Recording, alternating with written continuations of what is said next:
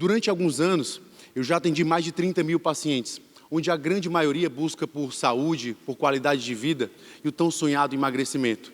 Tão sonhado que por muitas vezes tem se tornado um verdadeiro motivo de compulsão, de obsessão. Eu confesso para vocês que eu tenho ficado extremamente preocupado. Preocupado com o que eu tenho visto nos últimos anos e mais preocupado ainda com o que está por vir, caso nada seja feito. Eu nunca atendi tantos jovens com doenças crônicas não transmissíveis, diabetes, hipertensão, diversas alterações nos exames de sangue, pacientes literalmente com sinais e sintomas de um péssimo estilo e de uma péssima qualidade de vida. Além disso, a obesidade tem pelo menos quadruplicado desde 1980 aos dias de hoje. Vejam bem, antigamente acontecia principalmente em países mais desenvolvidos e hoje também assola países em desenvolvimento. E no Brasil não tem sido diferente. De 2006 a 2016, a incidência e prevalência de obesidade aumentou em 60%. Hoje, 18,9% da nossa população encontra-se com obesidade e mais de 50% com sobrepeso. Mas o problema é que isso está acontecendo cada vez mais cedo. A obesidade infantil já é uma realidade muito conhecida de nós profissionais de saúde.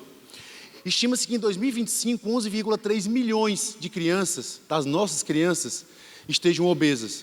150 mil crianças e jovens com diabetes, 1 milhão de crianças hipertensas e 1,4 milhões de crianças com gordura no fígado, conhecida como esteatose hepática. A obesidade virou realmente um grande problema de saúde pública. E ela traz consigo não só aquilo que vocês verem, aquela alteração anatômica, antropométrica, e até mesmo psicológica e social da obesidade. Ela traz com ela pelo menos 60 tipos de comorbidades associadas. Dentre elas, algumas conhecidas, como diabetes, hipertensão, doenças cardiovasculares. Hoje em dia se sabe que traz algumas doenças neurodegenerativas, osteoporose, infertilidade, apneia obstrutiva do sono e pelo menos 12 tipos de câncer estão relacionados à obesidade. Isso tem mostrado que em 2020, isso vai representar pelo menos 70%, essas doenças vão representar pelo menos 70% dos óbitos da nossa população. Hoje em dia, 25 milhões de pessoas morrem por alguma complicação relacionada ao sobrepeso, à obesidade. E sabe qual é o grande problema disso? É que saúde não é simplesmente a ausência de doença, mas um perfeito bem-estar físico, social e de saúde mental. Aí eu pergunto a cada um de vocês, por que isso está acontecendo? Por que a nossa população vem se tornando obesa? E ainda mais, por que a nossa população vem adoecendo? E para te responder essa pergunta, eu convido a fazer uma viagem comigo ao longo dos anos, onde eu vou fazer vocês entenderem um pouco mais todo esse processo que nós estamos vivendo. Vejam só. O gênero Homo, ele está na Terra há pelo menos 2,4 milhões de anos e viveu 84 mil gerações através da caça e da coleta. Naquele tempo, a alimentação era completamente infrequente, através de vegetais, frutas. O consumo de proteínas era através de animais de grande porte e insetos. E eu lembro como se fosse hoje, eles eram nômades também. Então eles gastavam muita energia. Já no período neolítico, há 10 mil anos, 12 mil anos atrás, as coisas mudaram um pouco. O homem saiu da caça e da coleta e começou a domesticar um pouco mais os animais e entender as técnicas relacionadas à agricultura. E aí veio um pouco da alimentação vegetal para a nossa mesa, como o trigo, o arroz ou até mesmo o milho da América. E além disso, vieram ovos, leites, enfim. O que começou a acontecer é que eles começaram a produzir isso para subsistência, mas também como forma de trabalho. Naquele tempo, eles já não eram mais nômades. Eles já tinham moradia fixa, mas eles gastavam muitas calorias no próprio trabalho, na agricultura e na pecuária. No século XVIII, veio a Revolução Industrial, o grande crescimento, o grande boom da população. E com isso, a necessidade de produzir cada vez mais alimentos. E o acelerar dessa produção reduziu e muito a qualidade dos nossos alimentos. A alimentação tem ficado cada vez mais inflamatória. O consumo de fibras reduziu de forma considerável. Vitaminas e minerais também reduziu de forma considerável. Nunca se viu tanto açúcar, tanto sal e tanta gordura nos nossos produtos. Produtos literalmente industrializados, ultraprocessados. E além do mais, trocamos a sopinha da vovó rica em vitaminas, minerais, fitoquímicos, fibras, proteínas, por produtos embalados, embutidos, enlatados. Os sucos viraram de caixinha e a sopa virou uma sopinha instantânea. Sim, muito rápida, 2 minutos, mas de péssima qualidade nutricional. Além disso, o homem moderno, ele tem o lazer e também o trabalho completamente sedentário. Além disso, possui uma baixa adesão aos exercícios físicos. Meus amigos, e o problema, ele está ficando ainda mais grave. Sabe o que é que está acontecendo? A gente está vivendo na era digital, em que em tudo, em poucos cliques, ou se não for chamando a Siri, pode estar a palma da sua mão. Seja aquele restaurante favorito, ele agora vem para você, vem para sua casa e para sua família através do aplicativo. Você não precisa mais se movimentar até o ponto do táxi. Ele também vem até os seus pés pelo aplicativo. Veja só, as escadas, elas viraram rolantes. Não sabemos mais até mesmo como vão ser os próprios motoristas dos nossos veículos. As redes sociais têm feito a gente gastar cada vez menos calorias. A média é de 5 a 6 horas por dia em redes sociais aqui no Brasil. Além disso, tem trazido muita ansiedade para a nossa população. E vejam só que mudança. As crianças, hoje em dia, têm um lazer completamente diferente. Antigamente a gente via as crianças brincando de pega-pega, esconde-esconde, ou para quem é do tempo, carimba, brincadeiras com bola. Hoje em dia, até o lazer das crianças é completamente sedentário. E tem uma coisa que me abisma muito, cara, isso é até engraçado e cômico. Veja só, as relações pessoais, elas mudaram com todas essas redes sociais. Pô, para namorar, tu não precisa mais ir para o tempo da tertúlia, discoteca, balada, enfim. Ela também pode vir através do aplicativo. E o nome dela é Jennifer. Vejam bem, senhoras e senhores, isso tem feito a gente reduzir cada vez mais o nosso gasto de energia e aumentar de forma mais considerável ainda o nosso consumo de calorias. Mas não para por aí. E nós, adultos, hein? Hoje em dia a gente sabe que graduação já virou o básico, né? Mas mesmo dentro dela, se você quiser se destacar, você precisa de um estágio, talvez uma monitoria, ou talvez até mesmo uma iniciação científica para se destacar um pouco mais. E aí você corre cada vez mais para conquistar isso. Mas saiu da graduação, ainda não é o suficiente. Você precisa de uma pós-graduação, você precisa de outra pós-graduação, você precisa falar 2 línguas. Mestrado, doutorado, e cada vez você corre mais, e quando você termina tudo isso e você se depara num belo dia de domingo, quando você está em casa com sua família, você assiste uma palestra do TED.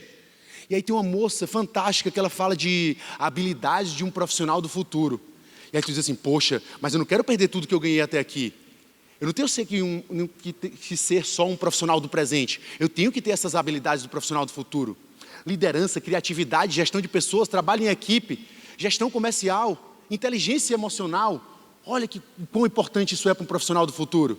E cada vez tu corre, tu tem um monte de boleto para pagar. As contas estão chegando, a família está te cobrando atenção. E cada vez tu entra num estresse cada vez maior.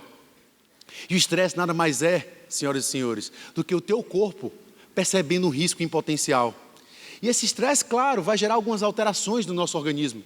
Dentre elas, a redução do nosso sistema imunológico, queda do nosso sistema imunológico, aumento da inflamação e com ela diversas alterações biológicas também, diversas doenças são geradas por conta dessa inflamação. Aumento do risco de diabetes, estresse aumenta a nossa pressão arterial. Além disso, causa alteração de diversos hormônios, dentre eles a nossa glândula mestre do metabolismo, a nossa tireoide, que tem que estar funcionando super bem quando o quesito é emagrecimento. Hormônios sexuais também são influenciados completamente numa situação de estresse. Numa situação de estresse, o animal ele não quer procriar, ele não deve procriar, ele está submetido a uma situação de estresse. E aí uma grande queda dos níveis de testosterona e uma grande quantidade de pacientes cada vez mais jovens no consultório reclamando da sua sexualidade. E do ponto de vista de composição corporal, o estresse aumenta a nossa gordura abdominal, reduz a nossa massa muscular e além disso, aumenta também a retenção de líquidos. Só que não para por aí. O estresse altera principalmente a nossa barreira principal, o nosso intestino. Esse estresse crônico altera o nosso intestino, a permeabilidade do nosso intestino. Isso vai deixar o nosso corpo ainda mais inflamado. E com essa inflamação, ocorre redução de alguns neurotransmissores, como por exemplo a serotonina, do bem-estar, da felicidade, ou o GABA, um neurotransmissor um neurotransmissor inibitório do sistema nervoso central, também relacionado ao relaxamento e muito importante para que a gente possa dormir. Além disso, isso tem feito a gente ficar cada vez mais compulsivo. Pessoas estressadas comem mais e comem uma densidade calórica maior, necessitando comer cada vez mais calorias. E o estresse não para por aí. Ele tem uma relação com outra experiência comportamental fantástica do ser humano e que nós estamos perdendo, o nosso sono. E o sono tem sido completamente bombardeado por argumentos que não fazem o menor sentido. Dormir virou perda de tempo. Trabalhe enquanto eles dormem e viva o que eles sonham. Ou a famosa frase do mundo do business de Wall Street: o dinheiro nunca dorme. E com isso, e com todo esse estresse, nós perdemos pelo menos 2 horas de sono, desde 1950 até os dias de hoje. Mas será que estamos perdendo só o sono? Com certeza não. O sono, ele é muito importante para o humor, para a criatividade, para a cognição. É durante o sono que o nosso hipocampo se conecta com o neocórtex e faz com que ocorra a consolidação da memória. Então está diretamente relacionado ao aprendizado. Além disso, está muito relacionado à resolução de problemas complexos. Mas veja só, a era digital também tem atrapalhado um pouquinho o nosso sono. Quer ver uma coisa? Deixa eu fazer uma pergunta para vocês. Se vocês puderem, levanta a mão para mim, por favor. Quem aqui leva o celular para a cama antes de dormir? Nossa. Não posso dizer que é 100%, porque pode ser que eu não tenha visto alguém que não levantou. Vejam só, gente. Isso dificulta a indução do sono, deixa o nosso sono mais leve. A gente desperta mais vezes durante a noite, aumenta o número de despertares noturnos. E no outro dia, está relacionado com o cansaço e com a fadiga, que muitas vezes tu não sabe por que isso está acontecendo. Isso acontece principalmente porque todos nós, seres humanos e animais, respondemos a um ciclo chamado de ciclo circadiano, ciclo do claro ou escuro, que coordena todas as nossas reações metabólicas. E o que nós estamos fazendo é interrompendo esse ciclo do claro ou escuro quando colocamos a luminosidade de frente para o nosso trato retino hipotalâmico, que vai se conectar com outra parte do nosso cérebro, que é o nosso relógio biológico, o nosso núcleo supraquiasmático, que se conecta com outros relógios que nós temos no nosso organismo. E além disso, causa diversas alterações. Então nós temos alterações agora de fragmentação do sono, alteração do ciclo circadiano e da redução da quantidade de horas total do sono. Vejam bem, isso causa diversas alterações. Alterações hormonais, como por exemplo, o próprio aumento do hormônio do estresse. Sim, dormir pouco estressa. Por isso que gera alguns sinais e sintomas que eu vou já comentar com vocês. Altera também a nossa tireoide. Aumenta a inflamação, aumenta o risco de doenças cardiovasculares. Além disso, muda completamente o nosso padrão de alimentação. Quem dorme pouco tem mais fome, tem menos saciedade. Além disso, tem uma necessidade maior de comer alimentos cada vez mais calóricos, mais carboidratos e comer mais doce, mais açúcar. Mulher sabe do que eu estou falando. Além disso, veja bem, nós produzimos cada vez mais grelina, um hormônio produzido pelo nosso estômago, mas que tem ação no nosso núcleo arqueado do nosso cérebro, fazendo a gente aumentar cada vez mais o desejo por comer. E veja só, isso tem uma relação muito forte com o aumento do percentual de gordura e da obesidade. E o nosso cérebro também não gosta dessa privação de sono. A privação do sono para o nosso cérebro aumenta a impulsividade, aumenta a procrastinação, aumenta a sensibilidade emocional. Uma mulher de TPM dormindo pouco sai de perto, hein? Veja só. Dificuldade de tomada de decisão, reduz o nosso processo de aprendizado e memória. E além disso, altera a função da nossa amígdala, responsável principalmente por os sistemas de recompensa. E você quer comer cada vez mais por fome emocional. Independente de estar com fome, você quer comer por uma fome emocional. E quantos de nós não tem comido por fome emocional? Vejam só, a ciência tem provado. Quem dorme menos do que 6 horas por dia aumenta o risco de desenvolvimento de diabetes, doenças cardiovasculares, coronarianas, obesidade e está relacionado a uma maior mortalidade. Vejam, gente, o nosso DNA ele não foi feito para isso. Por muitos e muitos milhares de anos, A gente viveu em harmonia com o nosso meio ambiente, mas hoje, com as condições atuais de civilização, estamos vivendo um verdadeiro ambiente obesogênico. É má alimentação, déficit de sono, muito estresse e cada vez gastando menos energia.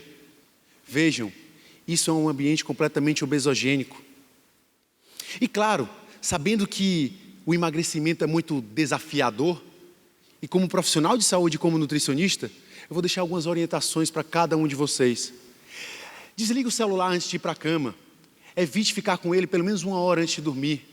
Use as tecnologias ao seu favor, para contar os passos, para ver o teu gasto de calorias, ou até mesmo para monitorar a quantidade de horas de sono que tu dorme de noite.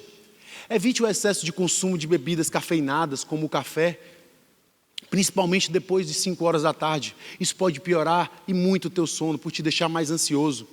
Tente estabelecer um horário fixo para dormir e um horário fixo para acordar. Isso vai melhorar cada vez mais todas as tuas reações metabólicas. Evite levar trabalho para casa, e se levar, que não seja de forma constante. Tenha momentos de lazer, ou quem sabe até fazer meditação para controlar todo esse estresse. Faça exercícios físicos, 30 a 40 minutos diariamente. Além disso, tente, se for adulto, dormir pelo menos 7 horas de sono por noite. E quando não puder, assim que puder, faça uma reserva de sono. Como nutricionista, falo para vocês, não se deixe levar quando você quer emagrecer por dietas da moda. Gente, a culpa nunca foi do carboidrato. Tanta gente chata para tu cortar a tua vida e tu querendo cortar o carboidrato. Isso não faz o menor sentido. Lembrem-se, frutas e verduras sempre farão bem à tua saúde. Elas só precisam estarem bem lavadas. Beba de 30 a 50 ml por cada quilo de peso corporal de água diariamente. Quer emagrecer? Coma menos do que o que se gasta. E 2 avisos super importantes. Não perca peso rápido demais, porque se você perder peso rápido demais, existe uma grande possibilidade de você achar. Até porque as mudanças alimentares têm que vir com alguns hábitos diários, com mudanças comportamentais. Caso não seja assim, não vai ser uma mudança sólida e você vai voltar a ganhar peso. E agora, de um ser humano para outro. Eu desejo a vocês que não fiquem alienados a toda essa era industrial e digital. Eu desejo a vocês que vocês voltem a valorizar a sopinha da vovó, tão gostosa, tão nutritiva. Reduzam o consumo de industrializados, de alimentos ultraprocessados. Em meio a todo esse barulho, valorize o silêncio. Ele nos apura, ele nos faz crescer. Valorize mais as relações pessoais. O olho no olho, o aperto de mão, aquele abraço. Valorize sim amigos digitais, mas também valorize os amigos reais. E que vocês não só vivam e deixem a vida passar. Vivam e vivam de forma abundante, mas vivam com o máximo de qualidade de vida que puderem. Muito obrigado.